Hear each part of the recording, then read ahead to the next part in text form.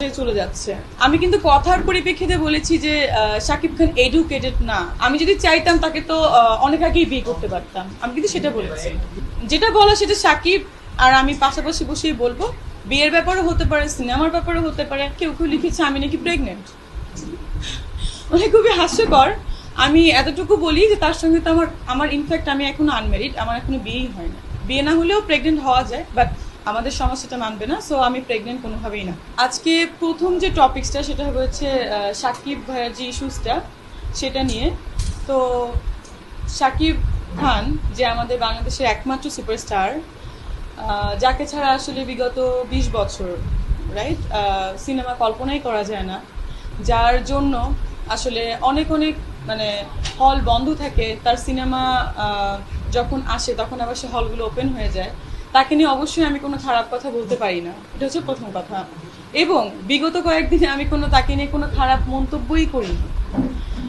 কিন্তু কিছু কিছু পোর্টাল দেখলাম খুবই দুঃখজনকভাবে আমি যে কথাগুলো বলেছি, মানে একটা কথার পরিপ্রেক্ষিতে অনেকগুলো কথা আসে, সেই কথাগুলোকে জাস্ট কেটে কেটে তাদের সুন্দর করে ভিউ বাণিজ্য বা যেটা হোক তো সাধারণত করে, বাট এরকম কিছু করা উচিত ছিল না, যেটার জন্য মানে শাকিব খানের সাথে এবং আমার সঙ্গে একটা মানে দ্বন্দ্বের পর্যায়ে চলে যাচ্ছে, যেটা আমি খুবই দুঃখ প্রকাশ করছি শাকিব ভাইয়ের কাছে। আর সেকেন্ড থিং হচ্ছে, আপনারা দয়া করে যারা যারা করেছেন রিকোয়েস্ট এরকম আর কোনো হেডলাইন করবেন না। লাইক কেউ লিখেছেন যে আমি কিন্তু কথার পরিপ্রেক্ষিতে বলেছি যে শাকিব খান এডুকেটেড না, বাট কি করলো শুধুমাত্র ক্যাপশন দিল শাকিব খান এডুকেটেড না, তারপরে কি দিল যে শাকিব খান আমার যোগ্য না।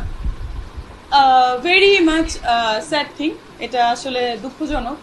আমি এডুকেটেড না কখন বলেছি? যখন বলেছি যে আমাকে জিজ্ঞাসা করা হয়েছে যদি শাকিব খানের সাথে আপনার বিয়ে হয়, সেই বিয়েটা আপনি যদি মেনে নেন আপনার ফ্যামিলি মেনে নেবে কিনা, সেই ক্ষেত্রে আমি বলেছি আমার ফ্যামিলি মেনে না নেওয়ার দুটো একমাত্র ব্যাপার, সেটা হচ্ছে সে ম্যারিড পার্সন, আপনারা জানেন, এবং আরেকটা ব্যাপার হচ্ছে যে সে আমাদের ফ্যামিলির সবাই আসলে এডুকেটেড, গ্রাজুয়েশন লেভেল বিলংস করে। তো সেই দুটো ক্ষেত্রে আমি বলেছি যে এই দুটো ব্যাপারে হয়তোবা নেগেটিভ আছে, বাট এভরিথিং মানে একটা মানুষের তো নেগেটিভ পয়েন্ট অনেক থাকতে পারে, বাট বাকি সব পয়েন্টে কিন্তু পজিটিভ।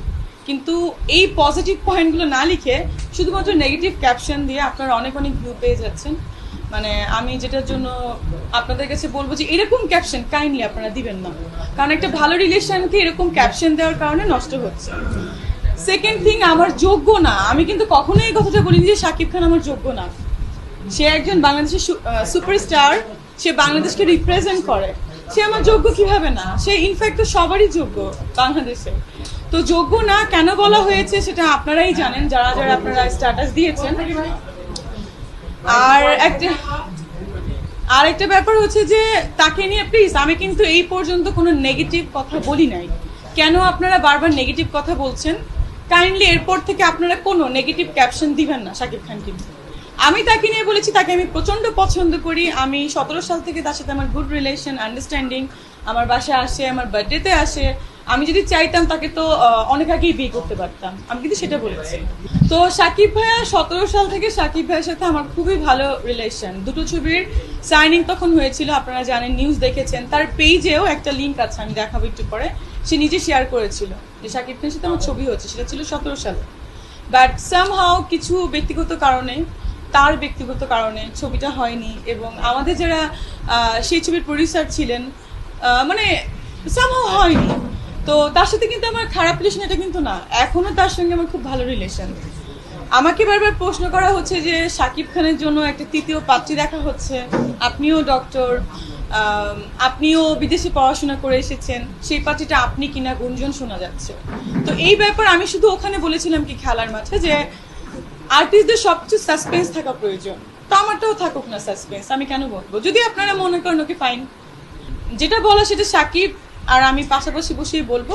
বিয়ের ব্যাপারে হতে পারে, সিনেমার ব্যাপারে হতে পারে, আবার কোনো কিছু নাও হতে পারে, আমি কিন্তু সেটাই বলেছিলাম। আমাকে বারবার প্রশ্ন করার জন্য আমি হেসে জাস্ট একটু কিউরিওসিটি রাখার চেষ্টা করেছিলাম, স্বাভাবিক ব্যাপার। যেমন আপনারাও হেডলাইন করেন এমন এমন ব্যাপার, কিছু লিখে প্রশ্নবোধক দেন, তৃতীয় বউ লিখে, আমরাও তো কিউরিওসিটি রাখতে পারি। তো আরেকটা ব্যাপার হচ্ছে, আরেকটা নিউজ আমি দেখলাম কেউ কেউ লিখেছে আমি নাকি প্রেগনেন্ট। মানে খুবই হাস্যকর। আমি এতটুকু বলি যে তার সঙ্গে তো আমার ইনফ্যাক্ট আমি এখনো আনমেরিড, আমার এখনো বিয়েই হয় না। সাকিব ভাইয়ের সাথে বলেন বা কারোর সাথেই এখনো বিয়ে হয়।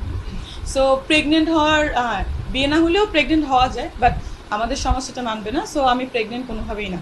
তো এরকম ক্যাপশন দেওয়াতে আমারও তো একটা ফ্যামিলি আছে, আমারও ফ্যান ফলোয়ার্স আছে। আর সাকিব ইয়ান বা সাকিব ভাইদের যে ফ্যান ফলোয়ার্স আছেন সবাই কিন্তু এটা নিয়ে খুবই আমাকে বাজে বাজে কথা লিখছে। প্রথম কয়েকদিন সবাই আমাকে দেখে লিখেছে যে মিষ্টি জান্নাতকে খুব ভালো লাগছে, গ্রাস খেলাম, এটা সেটা। আর এখন কি হলো, আপনাদের এই অনেকগুলো ভিউ বাণিজ্যর জন্য, আপনাদের অনেক প্রশ্নবোধক চিহ্নর জন্য, এরকমের জন্য কি হলো, আমার সাকিবিয়ান যারা বা সাকিবের ফ্যান ফলোয়ার্স যারা সবাই আমাকে